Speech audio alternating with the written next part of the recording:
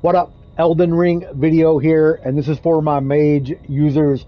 I'll give you a hint for in-game, no spoilers though. The last few bosses that you fight are very aggressive, very fast, so casting spells is really hard. So one tactic that a lot of Mage users are using in the game right now with the current patch, which is 1.03.002 or something like that, is you want to get the Wraith Calling Bell, and then you want to get the Ash of War called Carrion Retaliation and put it on your shield. Now, you can search YouTube where to find both these items at. I'm not going to go into detail about that. I'll keep it short and sweet.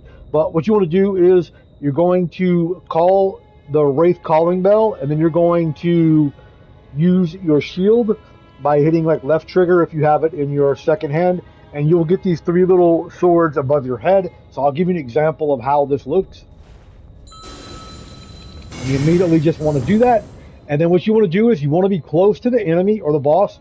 Do not lock onto the boss, just roll into him, and these three swords, they will hit him and they will do a lot of damage. I'll give you an example. On the very final boss, does over 3,000 damage. I want to say like 3,700 or something like that is what I'm hitting him for. So it is a very good tactic.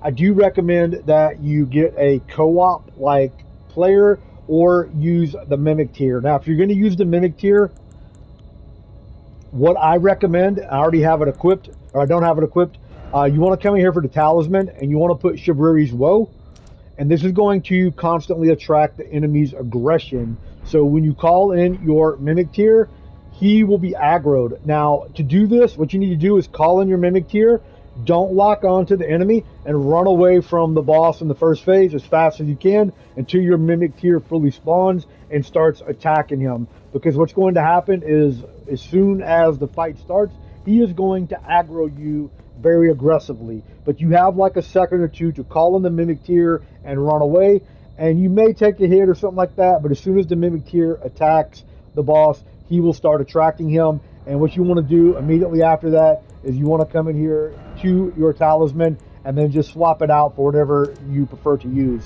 The ones that I'm using currently are the Amber Medallion for HP and FP. I'm using Erdtree's Favor +2, and then I have the Green Turtle Talisman because stamina is going to be very important in this aspect of the game. Personally, I like doing the co-op and just getting a random co-op player. Hopefully you can get someone tanky with a shield and a big sword that is constantly aggroing the enemy, and it makes it really easy. You literally can use this Wraith Calling Bell and shield for the first phase. If you can hit him about 6 times, it's going to delete him.